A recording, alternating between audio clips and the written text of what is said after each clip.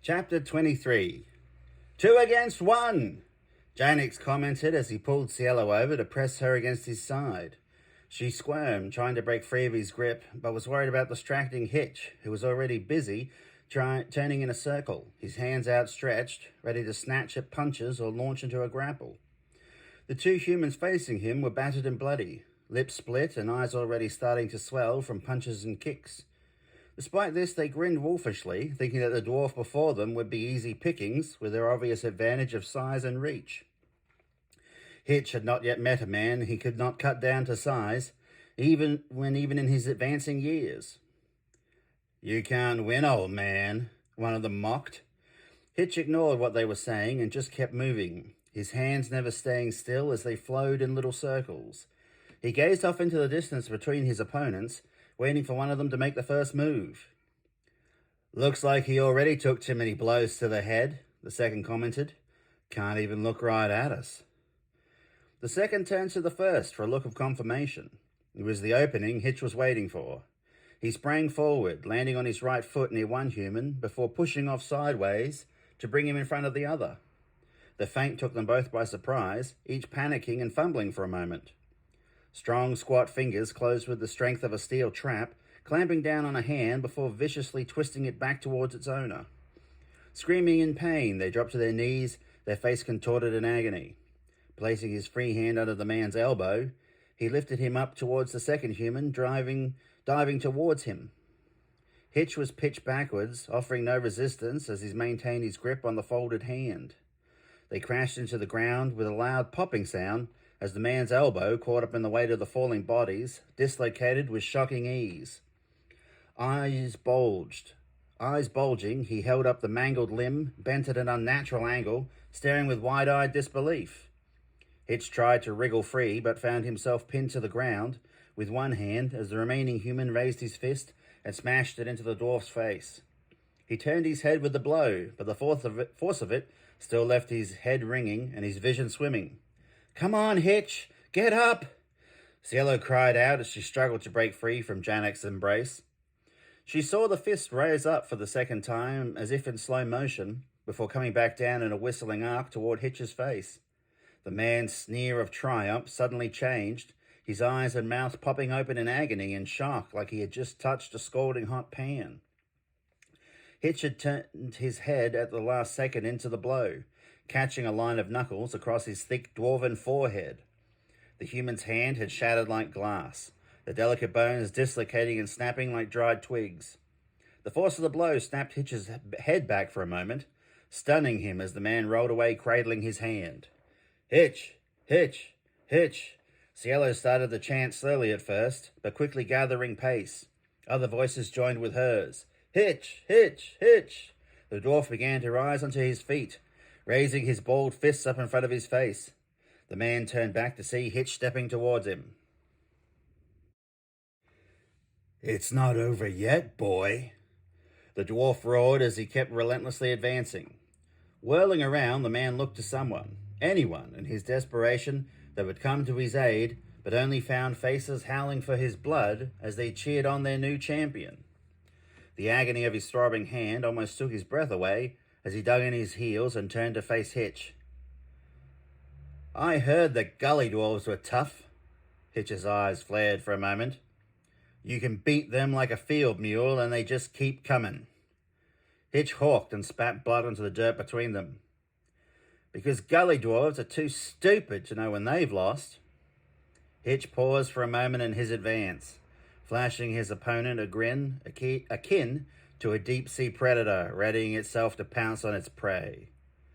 "Is that the best you can do, boy?"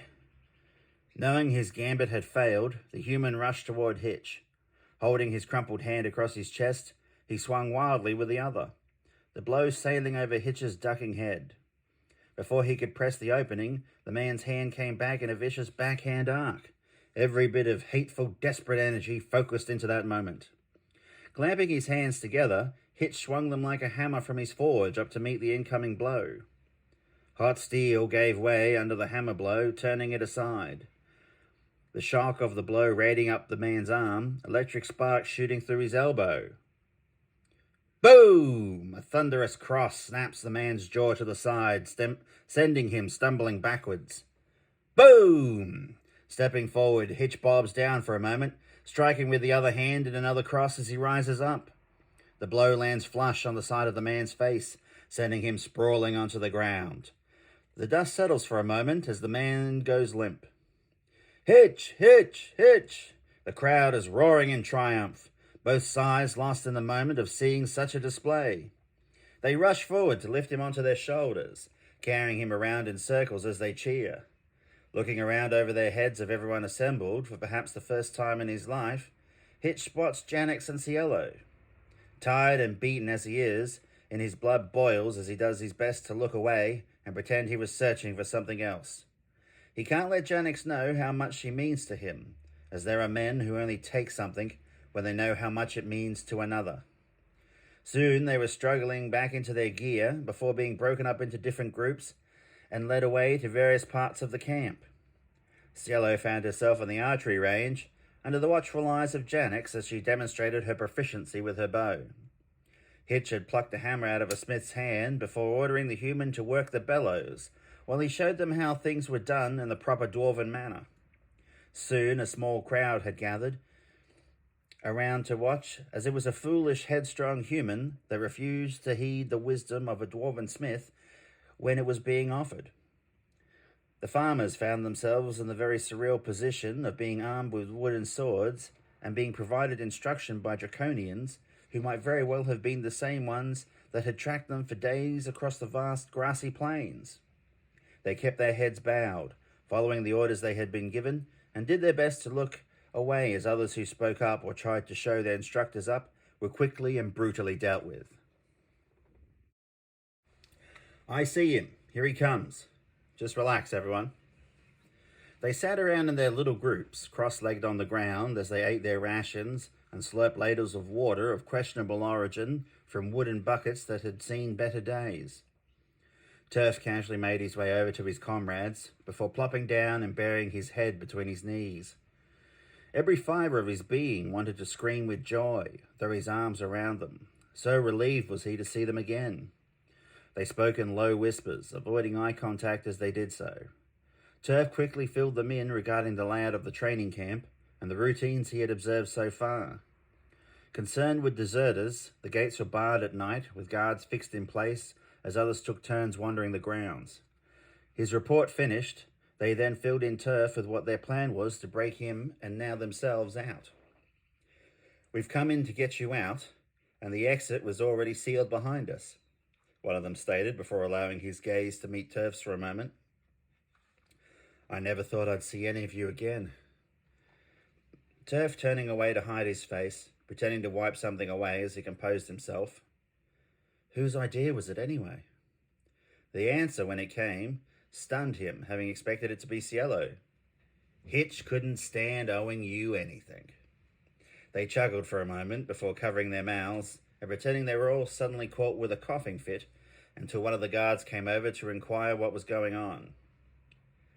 "Has one of you brought the plague in here?" the guard asked as he pulled a piece of cloth across his face with one hand and held his spear out at length with the other to ward them away, as though they might spring up as one and start shambling toward him. "Just choking on the wind we keep passing, thanks to these gourmet rations you feed us," one of them answered sarcastically before the guard retorted. "Well, I better go and check what's keeping the milk and honey then, shall I, my lords and ladies?"